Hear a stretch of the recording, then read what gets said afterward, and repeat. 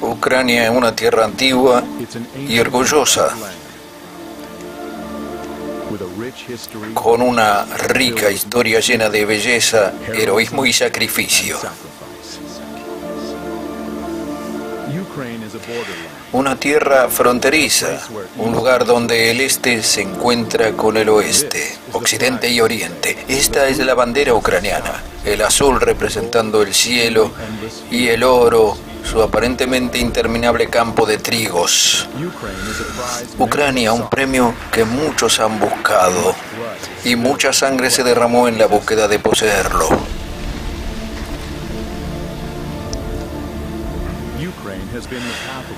Este país ha sido el camino para las potencias que quisieran llegar a Oriente y quisieran conquistar desde el oeste. En la Primera Guerra Mundial y en la Segunda también. Cada vez el pueblo ucraniano terminó pagando el precio más alto para estos grandes juegos de los poderosos. La historia no se repite, pero seguramente rima, dijo Mark Twain.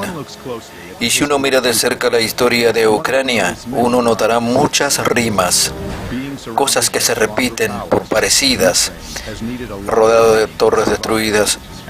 Necesitó mucha astucia para sobrevivir, y el arte que realmente desarrolló Ucrania es el arte de cambiar de bando. A mediados del siglo XVII, el líder Bogdan Khmelnytsky rompió un acuerdo de tregua hecho con Polonia, del lado de la Rusia más poderosa.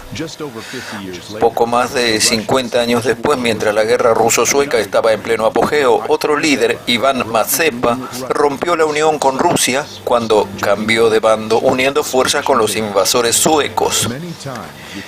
Muchas veces la historia ucraniana fue escrita por terceros.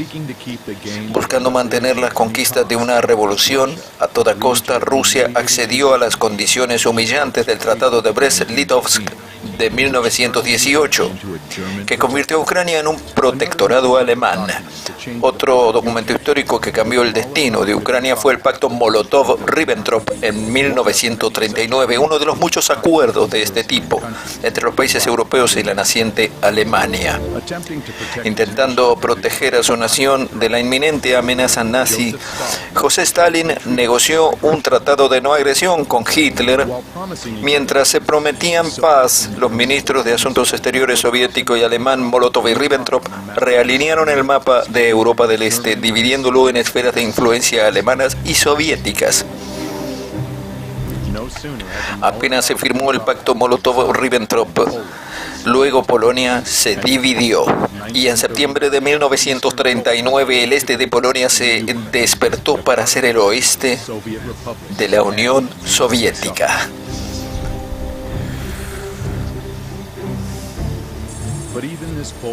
Incluso esta audaz visión de la tierra y naciones solo retrasó lo inevitable. Alemania rompió su promesa con la Unión Soviética.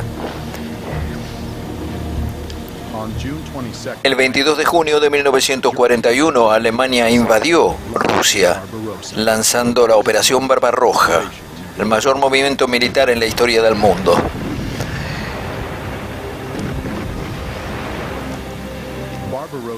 Barbarroja apuntaba a San Petersburgo, Moscú, Kiev, Ucrania, tres destinos de gran importancia. Ucrania, con sus ricas tierras y recursos, fue una importante fuente industrial y económica para la Unión Soviética. Para aislarlo de la Unión Soviética sería un duro golpe de los alemanes. Para la mayor parte de la Unión Soviética, la Segunda Guerra Mundial fue luchar contra los invasores de su tierra, pero no fue tan simple para Ucrania. La verdad es que nunca había sido un país unido.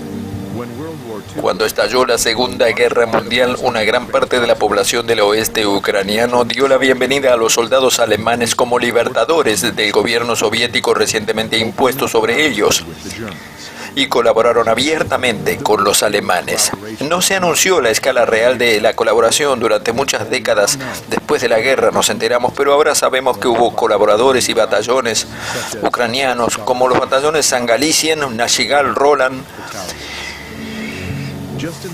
Junto al comienzo de la guerra, más de 80.000 personas de la división Galician de Ucrania se inscribió voluntariamente en las filas nazis, conocidas por su extrema crueldad hacia el pueblo polaco, judío y ruso en el territorio ucraniano.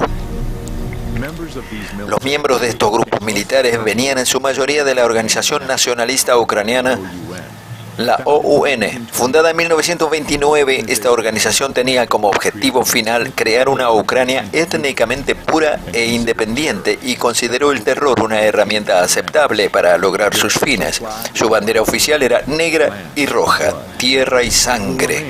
Permanecerá en la historia de Ucrania mucho después de que esa organización dejase de existir. A principios de 1940, la parte nacionalista más radical de la Organización Nacionalista Ucraniana consiguió su propio líder, Stefan Bandera.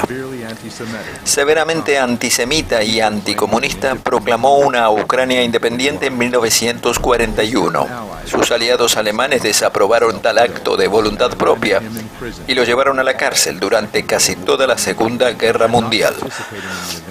No participó en los eventos físicamente, pero Bandera logró difundir con éxito su ideología.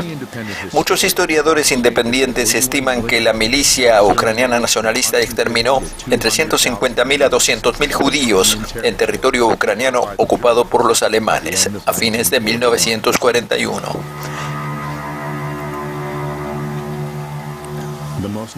La masacre más notoria e indignante tuvo lugar el 29 y 30 de septiembre de 1941 en Babi Yar, Kiev. Todos los KICs de la ciudad de Kiev y sus alrededores fueron requisados. El lunes 29 a las 8 de la mañana se le dijo a los ciudadanos que lleven documentos, ropa limpia, abrigo, ropa de cama, etcétera, todo objeto de valor que pudieran llevar consigo. Cualquier KIC que no siga esta orden y se encuentre en otro lugar será fusilado. 33.771 judíos fueron asesinados en esta operación por las milicias nazis y ucranianas. Otra escandalosa masacre se llevó a cabo por el ejército insurgente ucraniano y la facción de Bandera de la organización nazi ucraniana. El Volyn polaco ocupado por los alemanes y el este de Galicia en 1943 y 1944. Hubo un genocidio de polacos dirigido por Mykola Lebed. 35.000 a 60.000 en Volyn y 25.000 en el este de Galicia fueron víctimas de esta operación masiva de limpieza étnica.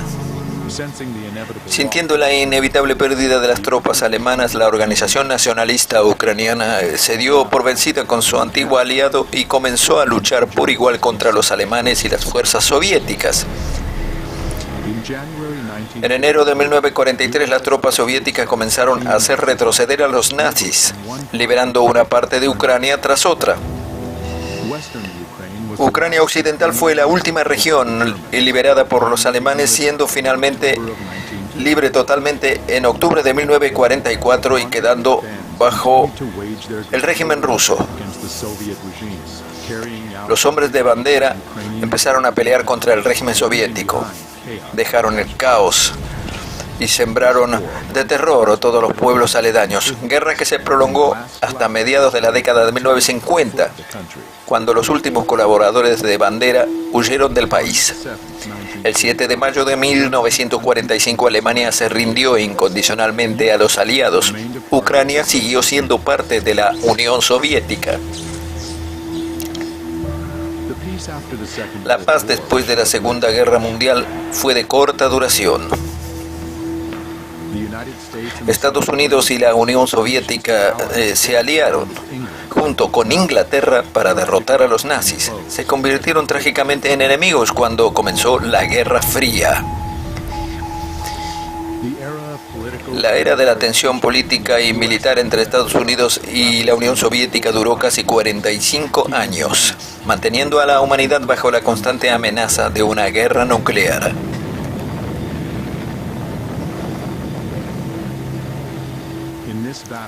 En esta batalla, Estados Unidos nunca perdió de vista la importancia de Ucrania. La inteligencia estadounidense mantuvo contacto con organizaciones nacionalistas ucranianas como posible fuente de contrainteligencia para derrotar a la Unión Soviética. Documentos de la CIA recientemente desclasificados muestran fuertes lazos entre la inteligencia de Estados Unidos y nacionalistas ucranianos desde 1946. Del informe de la agencia de la CIA está claro que no se equivocaron sobre la naturaleza de las organizaciones nazis ucranianas o su líder, el propio Stefan Bandera. Según el informe de la OSS de septiembre de 1945, Bandera se había ganado una reputación feroz. Llevó a cabo un reinado de terror durante la Segunda Guerra Mundial. Después de la Segunda Guerra Mundial, junto a otros líderes nazis ucranianos, Bandera huyó a Europa, donde la CIA los ayudó a esconderse. Se informó más tarde que el Servicio de Inmigración y Naturalización, que había escondido a Stepan Bandera y otros ucranianos de los soviéticos, las operaciones involucraron a ucranianos que continuaron luchando durante muchos años hasta que fueron algunos reclutados hasta el juicio de Nuremberg, enjuiciados junto a líderes alemanes. Reveló al mundo esto la cara monstruosa del nazismo y los delitos que cometieron. Los nazis ucranianos se libraron en su mayoría, incluso recibieron indulgencias de la CIA. En 1954 la agencia excusó las actividades ilegales de la rama de seguridad de la Organización Nacionalista Ucraniana en nombre de la necesidad de mantener la Guerra Fría. En 1949 Mykola Volin se trasladó a Estados Unidos. Antiguo colaborador de Bandera, murió en 1989 sin ser investigado o perseguido como criminal de guerra. La CIA se movió para proteger al líder nacionalista ucraniano Mykola Lebedev de cualquier investigación criminal. Quizá Bandera perdió utilidad para los estadounidenses o los agentes de la KGB engañaron a la CIA, pero en 1959 Stefan Bandera, líder de los nacionalistas ucranianos, fue asesinado en Múnich, donde se escondía bajo el nombre de Stefan Popel. Sería justo decir que Bandera se convirtió en un símbolo patriótico del nacionalismo ucraniano por pura casualidad, pues no era ni el único ni el más poderoso. Dmytro Dontsov era el padre de la doctrina totalitaria de extrema derecha en Ucrania. Andrei Melnik, el líder de otra fracción de la Organización Nacionalista Ucraniana, Roman Shukevich, insurgente del ejército ucraniano, y otros contribuyeron en gran medida al movimiento. La peligrosa ideología de Bandera, reprimida por las autoridades posteriores, fueron apoyadas por fuerzas externas. Las semillas del nacionalismo ucraniano fueron pasadas de generación en generación. Desafortunadamente, solo era cuestión de tiempo antes de que floreciera de nuevo. En 1954, el territorio de Ucrania se amplió aún más.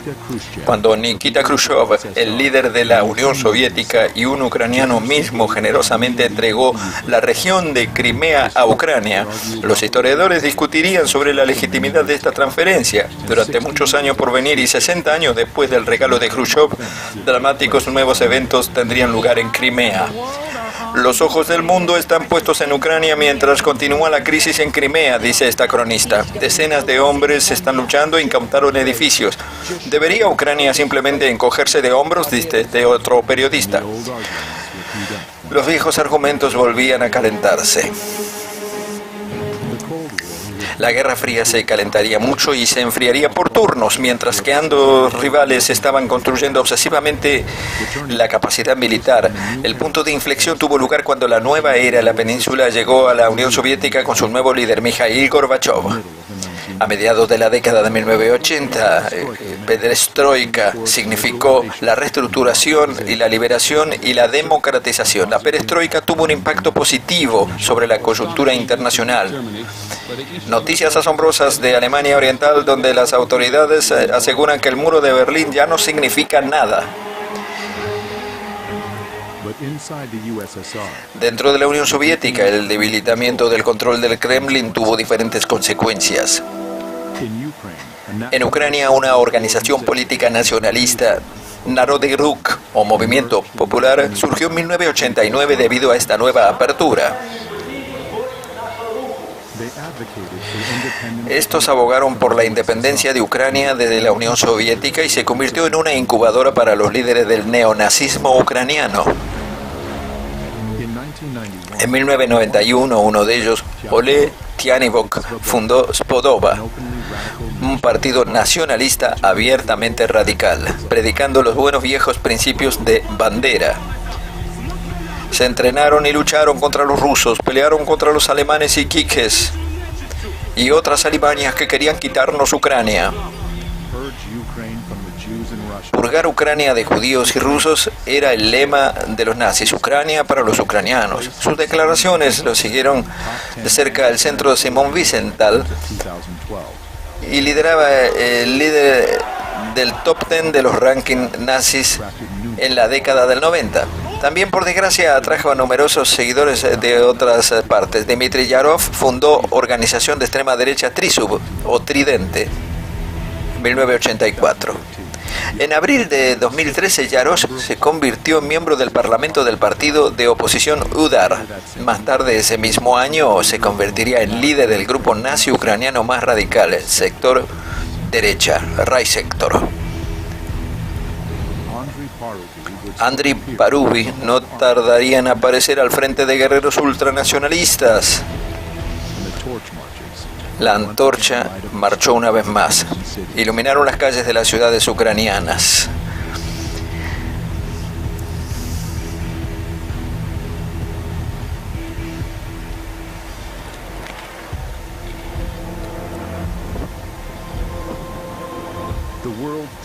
El mundo cambió drásticamente en agosto de 1991, cuando la Unión Soviética dejó de existir de facto. El mapa político mundial dio la bienvenida a muchos recién llegados, Ucrania entre ellos. En la historia moderna fue la primera vez que Ucrania fue verdaderamente independiente, y todo por su cuenta.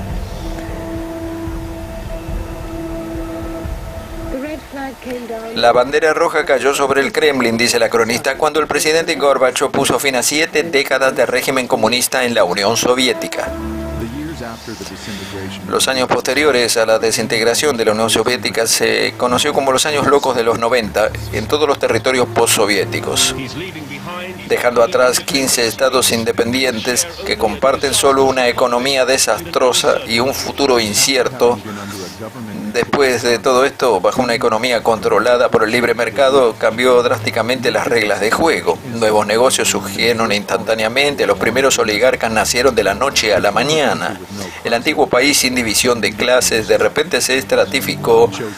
Los pocos elegidos se hicieron ricos, mientras que el resto tuvo que luchar para sobrevivir. Inmediatamente después que Ucrania se independizó, comenzó la privatización salvaje y un robo abierto de la propiedad estatal, dice Putin. El nivel de vida bajó inmediatamente. Mientras los gobiernos se reemplazaban entre sí, nada cambió para los ucranianos comunes. Fue un robo constante al pueblo ucraniano.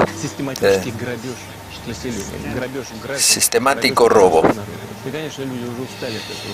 Por supuesto, gente eventualmente se cansó de este abuso de poder. Claro, el creciente descontento hizo que Ucrania fuera más vulnerable y se lanzó un nuevo tipo de guerra, uno no conocido antes, las revoluciones del color.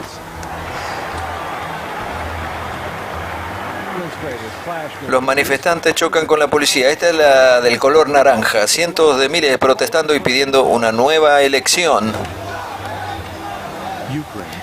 Ucrania tuvo 2 revoluciones del color en 24 años de su independencia. En 2004, multitudes de personas descendieron sobre Kiev, marcando el inicio de la revolución anaranjada. En ese momento, Ucrania volvió a ser un campo de batalla de 2 fuerzas, gobierno ruso y occidental. La culminación de este conflicto tuvo lugar durante las elecciones presidenciales de noviembre de 2004. Los 2 principales candidatos, Viktor Yushchenko, respaldado por Occidente, y Viktor Yanukovych, de tendencia rusa, compartió casi por igual los votos de los ucranianos. Por cierto, llamado a Viktor Yushchenko, respaldado por el oeste, no es una exageración. Su esposa, Katerina Yushchenko, es una exfuncionaria del Departamento de Estado de Norteamérica durante la administración Reagan. La división fue a lo largo de líneas geográficas. Ucrania oriental, tradicionalmente rusa, votó por Yanukovych, mientras que el oeste ucraniano votó a Yushchenko. Por los resultados anunciados, Viktor Yushchenko perdió ante Viktor Yanukovych, pero miles de personas no estaban de acuerdo con esto. Llegaron a la plaza central de Kiev el 22 de noviembre. La situación recibió una amplia cobertura periodística. Se ignoraron los efectos del fraude, declarando ganador a Víktor Yanukovych, respaldado por el Kremlin, decía. El secretario general de la OTAN, Javier Solana, se convirtió en invitado frecuente de Kiev, iniciando negociaciones entre las partes.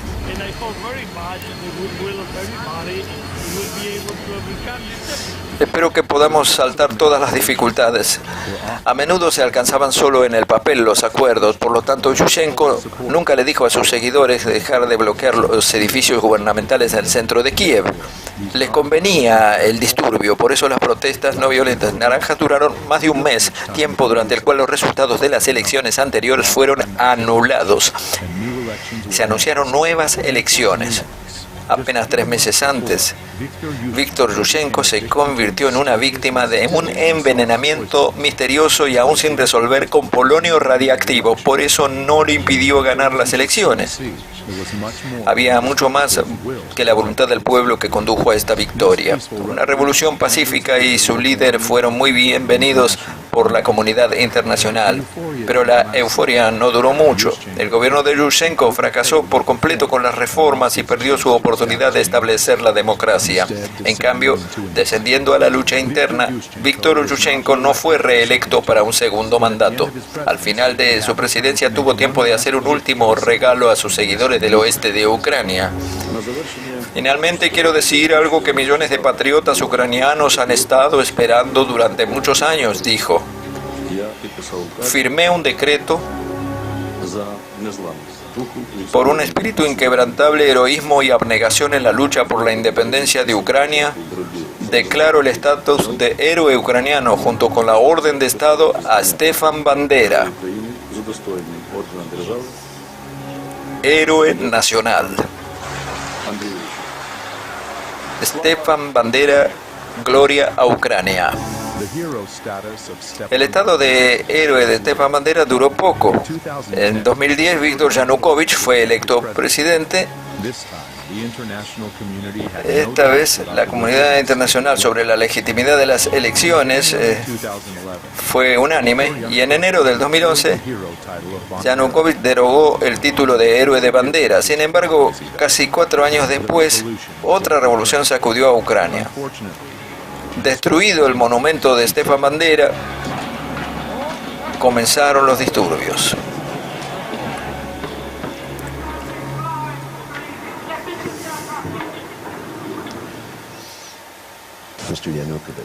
Señor Yanukovych, soy estadounidense, dice Oliver Stone, ajeno a esta situación, y es muy complicado, pero me gustaría, como cineasta, solo para saltar a la acción, ir a esos momentos en noviembre de 2013.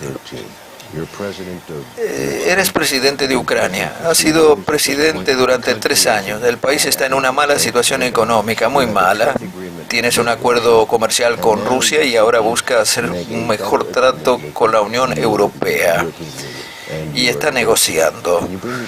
¿Puedes llevarme a ese momento y qué estabas pensando? De hecho, fue un periodo de tiempo muy complicado para Ucrania. Tuvimos que encontrar la solución a los problemas en 2013. Tuvimos 2 socios. En primer lugar, contamos con el Fondo Monetario Internacional, pero durante todo el año de negociaciones, el FMI nos sugirió soluciones inaceptables. Aumento de las tarifas de los servicios públicos, en primer lugar, la electricidad y el gas natural. Esto significaría mucho más gastos para la gente, mientras que sus ingresos permanecerían en el mismo nivel. No fuimos allí. Sugerimos otras soluciones, pero obtuvimos una oficial del FMI en noviembre de 2013, vino a vernos y esto nos dejó del lado de Rusia. Rusia nos dijo que estaba lista para asociarnos si tuviéramos en cuenta sus intereses. La economía de Ucrania y Rusia surgió como una economía unida, dice Putin. muy unidas. Desarrollamos relaciones económicas especiales absolutamente ricas, únicas. Los mercados rusos y nuestras fronteras prácticamente no existían comercialmente. Significaba que la Unión Europea con todos sus productos entraban en nuestros mercados sin ninguna negociación. Cuando empezamos a calcular los saldos, dice Yanukovych, realizamos el acuerdo ofrecido por Europa a Ucrania. Gastos económicos esenciales requeridos, y Europa no proporcionó ningún balance positivo para nosotros. Mientras tanto, el mercado ruso se limitaría significativamente o incluso se cerraría. Dijimos, por supuesto, si Ucrania ha tomado la decisión, esta es su elección y respetamos esta elección, pero no tenemos que pagar por ello. Nuestras negociaciones con Europa no tuvieron éxito, dice Yanukovych, así que decidimos hacer una pausa. Estallaron enfrentamientos en la capital de Ucrania, en Kiev, mientras más de 100.000 personas protestaban contra la decisión del gobierno de retrasar un acuerdo con la Unión Europea. Vitality, usted era ministro del Interior para Ucrania durante ese periodo y jefe de la policía, esencialmente en el país. ¿Puede decirme su versión de lo que pasó en las protestas de noviembre a las protestas de febrero? Bueno, hemos tenido información de protestas masivas que han sido planificadas por alguna fuerza extranjera, pero la oposición niega este hecho, primero porque el gabinete está formado prácticamente por mitades iguales. Se sospecha que hay una asociación de acuerdo con los Estados Unidos que organizaron todos esos hechos. Arseny Yatsenuk, líder del Partido Patriótico y el Partido Svoboda Oleg Yakov, Vitaly Klitschko, líder del partido de oposición UDAR, todos de la ultraderecha, fueron funcionarios de la Unión Europea. El jueves se suspendieron las negociaciones, dice aquí el cronista, en el año 2013. Los funcionarios dijeron que el trato estaba fuera de la mesa por ahora. Merkel dijo, esperábamos algo más.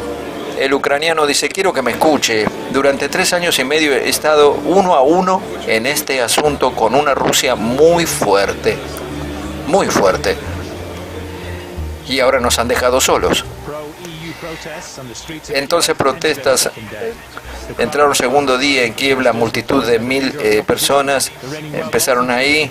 El actual campeón mundial de boxeo, Klitschko, llamó a mantener la calma, pero seguir protestando. Se decidió no firmar el acuerdo comercial con la Unión Europea. Tras el encuentro con Angela Merkel, las protestas estaban ahí. ¿Qué estaba pasando en esos momentos? En el comienzo yo tenía un claro entendimiento de que eran protestas pacíficas. No había ningún problema. Durante estas protestas pacíficas podía dialogarse todavía. Yo estaba listo para ello.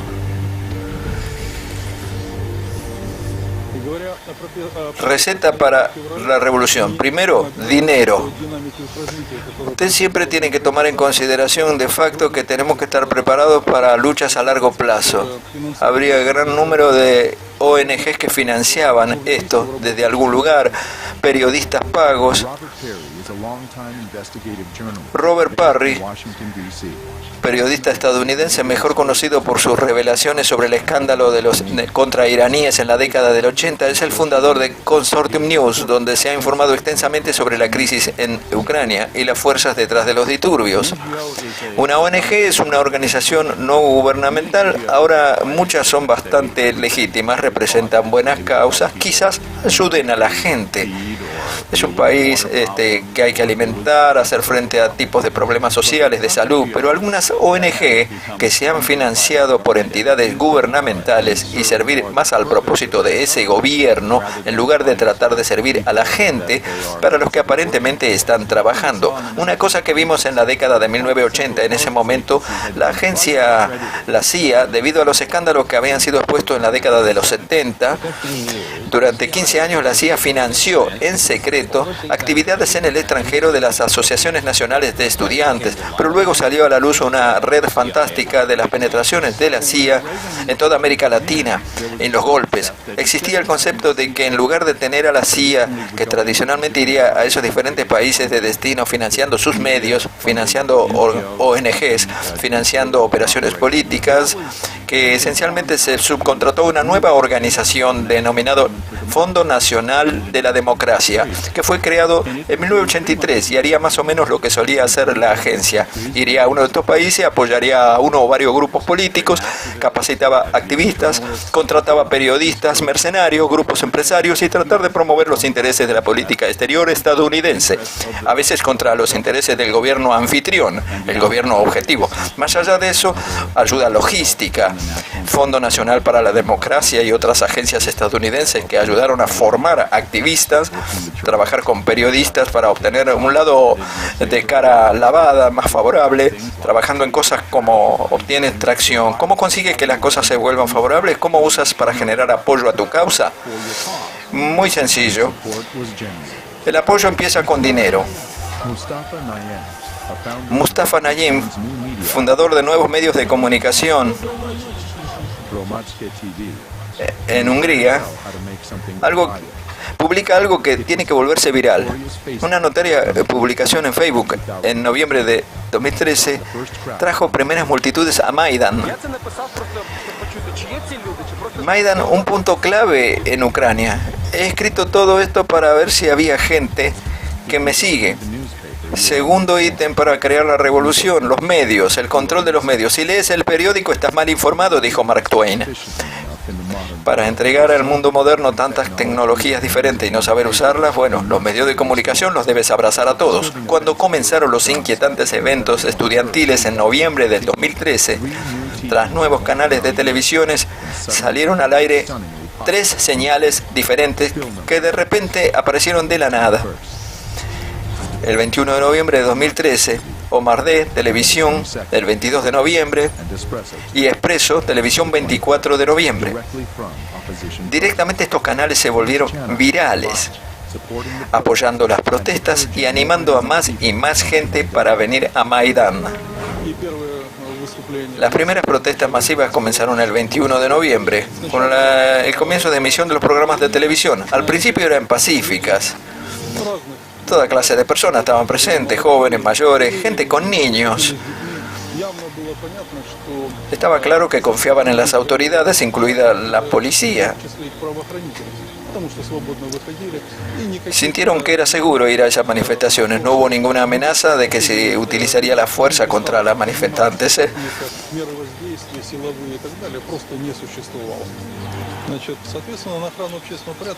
Los oficiales de policía que estaban de servicio en esos días no portaban armas de fuego.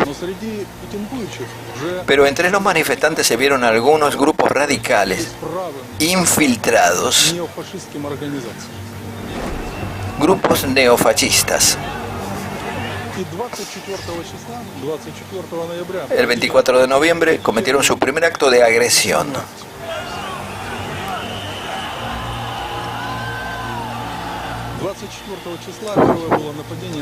Atacaron el edificio del gabinete del ministro de Ucrania. Los policías que lo custodiaban al edificio reaccionan. El segundo ataque fue contra los agentes de seguridad el 25 de noviembre. Y luego hubo hechos notorios el 30 de noviembre de 2013.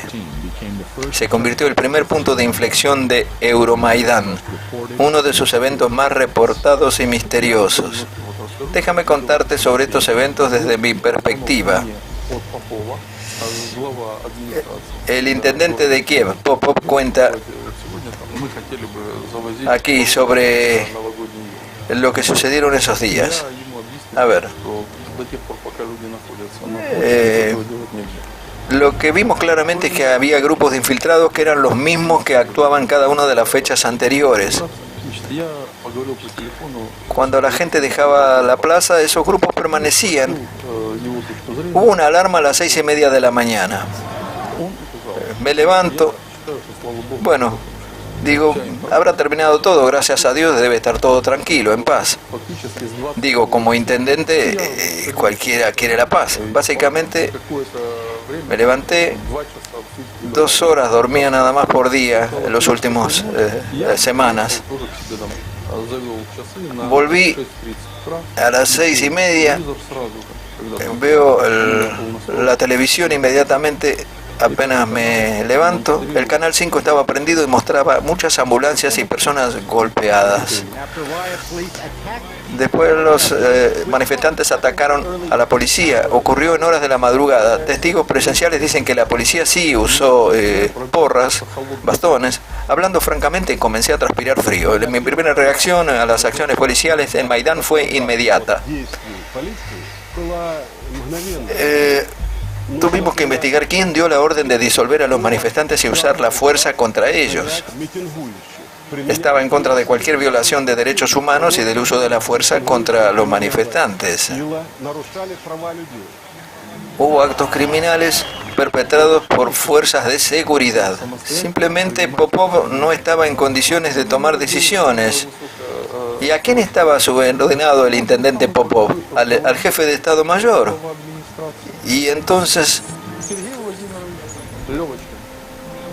Sergei Lyobochkin, colaborador cercano de muchos políticos estadounidenses. Servicios de seguridad de Ucrania tenía prueba de que esa noche Lyobochkin estaba en contacto con el líder de la oposición, Yatsenyuk, donde discutieron la limpieza de Maidán. Con el pretexto de instalar el árbol de Navidad anual, los medios de comunicación informaron que los antidisturbios atacaron cruelmente a los manifestantes. Pero las escenas del evento parecen contar una historia distinta. Los manifestantes estaban esperando a la policía. Además, había decenas de periodistas y camarógrafos de todos los informativos de la TV pública preparado para cubrir los eventos. Y lo más siniestro, un grupo de jóvenes bien entrenados llegó a Maidán casi simultáneamente con la policía antidisturbios. Todo muy sincronizado, se infiltraron entre la gente, insultando, tirando piedras y con antorchas. El sector de la derecha estaba ahí perpetrando los acontecimientos. Tenían milicias que vinieron especialmente a las protestas de Maidán. Grupos radicalizados, bien identificados, fueron enviados a Kiev, donde proporcionarían las fuerzas de choque para las manifestaciones, rompiendo lo que eran protestas pacíficas y convirtiéndolas en cada vez más violentas. El primer paso es establecer un motivo. Ahora se dice que Sergei Lyokovich es tenido en alta estima por sus poderosos amigos estadounidenses. Indignado por lo que se informó en las noticias, el pueblo ucraniano salió con más fuerza al día siguiente para desahogar su ira con las acciones policiales. La violencia empezó a despegar. ¿Cuándo empezó la espiral de violencia? De hecho, las violaciones graves de la ley comenzaron en diciembre del 2013. Los acontecimientos que tuvieron lugar en Kiev en ese momento fueron muy radicales, dice el presidente Yanuchenko, expresidente ucraniano. Participaron organizaciones neonazis. Había jóvenes armados con caños, barras de metal, postes, antorchas, también maquinaria de construcción de carreteras. Aquí unas máquinas viales que la usaron para enfrentar a la policía. Era todo muy organizado, excavadoras y topadoras.